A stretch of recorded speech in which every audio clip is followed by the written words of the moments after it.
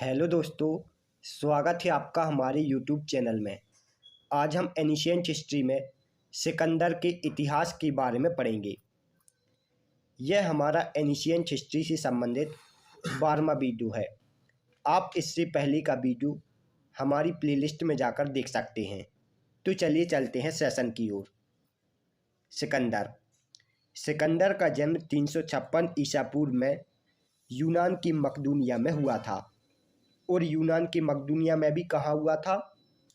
प्राचीन नेपोलियन की राजधानी पीला में। सिकंदर के पिता का नाम फिलिप द्वितीय था। फिलिप द्वितीय 359 ईसा पूर्व में मकदूनिया के शासक बने थे और इनका शासनकाल 359 से 336 ईसा पूर्व के मध्य में था। सिकंदर की माता का नाम ओलंपियस और पत्नी का नाम रुक्साना था। यह है ग्रीस अर्थात यूनान। सिकंदर का जन्म यूनान में 356 ईसा पूर्व में हुआ था। सिकंदर के पिता का नाम फिलिप द्वितीय, माता का नाम ओलंपियस और पत्नी का नाम रुक्साना था। सिकंदर के गुरु अरस्तु थे और अरस्तु यूनान के प्रसिद्ध दार्शनिक थे। सिकंदर के गुरु कौन थे? अरस्तु।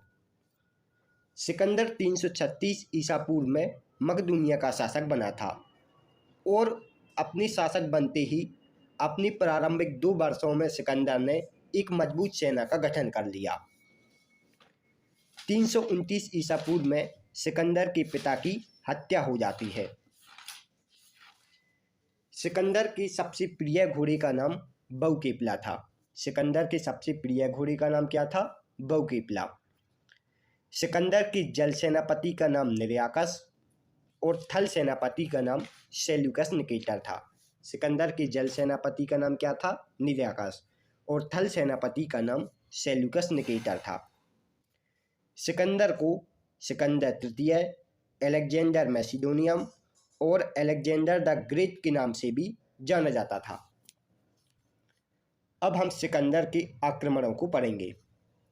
सिकंदर ने सबसे पहले एशिया माइनर पर आक्रमण किया था। सिकंदर ने सबसे पहले कहाँ आक्रमण किया? Asia minor. और एशिया माइनर कहाँ है?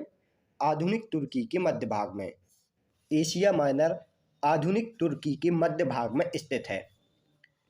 सिकंदर ने दूसरा आक्रमण मिस्र पर किया था। और मिस्र कहाँ स्थित है? मिस्र एशिया व अफ्रीका महाद्वीप के मध्य भाग में स्थित है।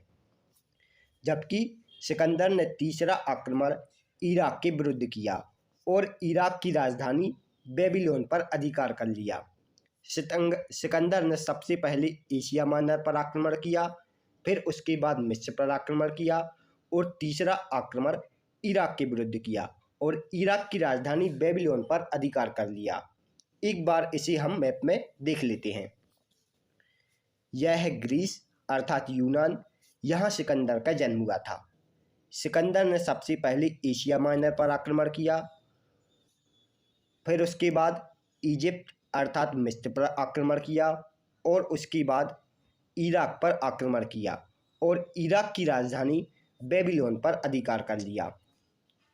अब सिकंदर आगे बढ़ता है और सिकंदर ने चौथा आक्रमण ईरान पर किया। ईरान पर उस समय राजा डेसियस का शासन था। सिकंदर ने अरबिला के युद्ध में ईरानी शासक डेसियस को पराजित किया और ईरान की राजधानी पर्सपोलिस को अपने अधिकार में ले लिया। अब सिकंदर आगे बढ़ते चला जाता है।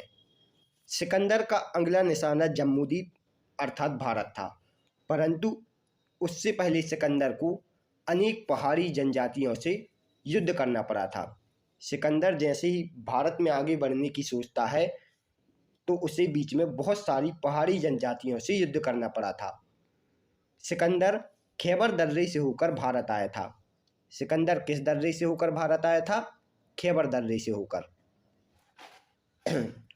सिकंदर ने सबसे पहले तुर्की अर्थात एशिया माइनर पर आक्रमण किया, फिर उसके बाद इजिप्ट अर्थात मिस्र पर आक्रमण किया, फिर इराक पर आक्रमण किया और वहाँ की राजधानी बेबीलोन पर अधिकार कर लिया। फिर सिकंदर ने ईरान पर आक्रमण किया और वहाँ की राजधानी पर्सपोलिस पर अधिकार कर लिया। अब सिकंदर जम्बूद्वीप अर्थात भारत की ओर बढ़ना चाहता है, लेकिन उसे बहुत सारी पहाड़ी जनजातियों से युद्ध करना पड़ा था। सिकंदर जैसे ही भारत में बढ़ने की कोशिश करता है तो उसका युद्ध हस्ती या एक्तस जनजाति के साथ हुआ था। हस्ती जनजाति की राजधानी पुष्कवती थी और वहाँ की रानी किल्फोसिस या रानी कृपा थी। सिकंदर का युद्ध हस्ती जनजाति के साथ 30 दिनों तक चला था और इस युद्ध में सिकंदर ने लगभग 40,000 लोगों को बंदी बना लिया था। सिकंदर की सेना बड़ी होने के कारण सिकंदर जीत जाता है और सिकंदर आगे बढ़ते हुए 326 ईसा पूर्व में तक्षशिला पहुंच गया था। सिकंदर 326 ईसा पूर्व में तक्षशिला पहुंच गया था और उस समय तक्षशिला के राजा आम्बी थे। सिकंदर की बड़ी सेना को देखकर राजा आम्बी ने सिकंदर के सामने आत्मसमर्पण कर दिया और सिकंदर जब ओहिंद नदी पर पहुंचा तो उसने एक पुल का भी निर्माण करवाया। अब सिकंदर तक्षशिला से आगे बढ़ता हुआ आता है और सिकंदर हाइबेस्टिस या बितस्ता का युद्ध लड़ता है।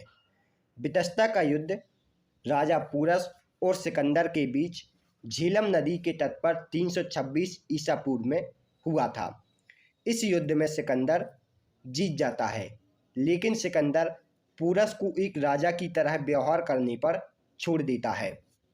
हाइबेस्टिस या बितस्ता का युद्ध राजा पूरस और सिकंदर के बीच 326 ईसा पूर्व में झेलम नदी के तट पर हुआ था। इस युद्ध में राजा पूरस बड़ी बहादुरी पूर्वक लड़े थे। इस कारण सिकंदर उनसे प्रसन्न हो जाता है और उन्हें एक राजा की तरह व्यवहार करने पर छोड़ देता है।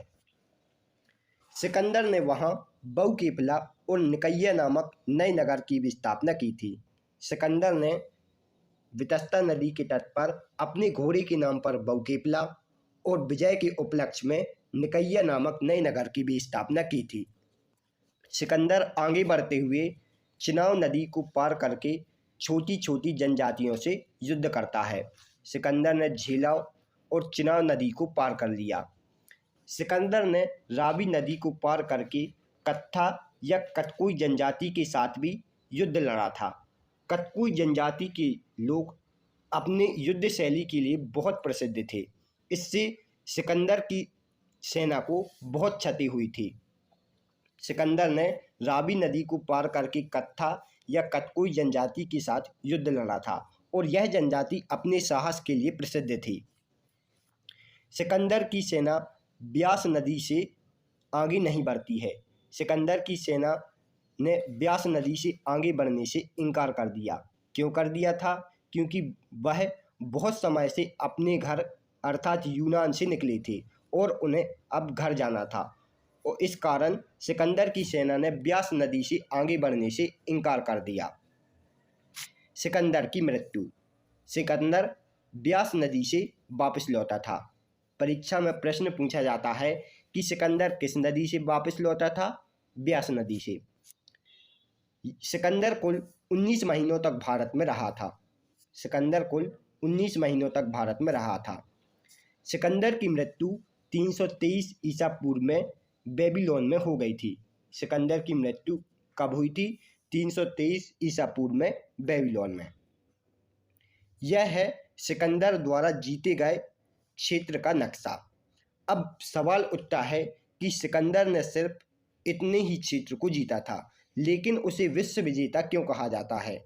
यह इसलिए कहा जाता है क्योंकि उस समय यूनान वासियों अर्थात यूरोप वासियों द्वारा इतने ही क्षेत्र की खोज की गई थी और जितने क्षेत्र की खोज की गई थी उनमें से ज़्यादातर हिस्सा सिकंदर ने जीत लिया था। इस कारण सिकंदर को विश्व विजेता कहा जाता है। Thanks for watching. दोस्तों, यदि आपको हमारी वीडियो पसंद आई हो तो वीडियो को लाइक और शेयर ज़रूर करें। इसके साथ ही हमारे चैनल को सब्सक्राइब करें। आप इस वीडियो से रिलेटेड PDF को हमारे टेलीग्राम ग्रुप से डाउनलोड कर सकते हैं, जिसका लिंक डिस्क्रिप्शन में दिया गया है।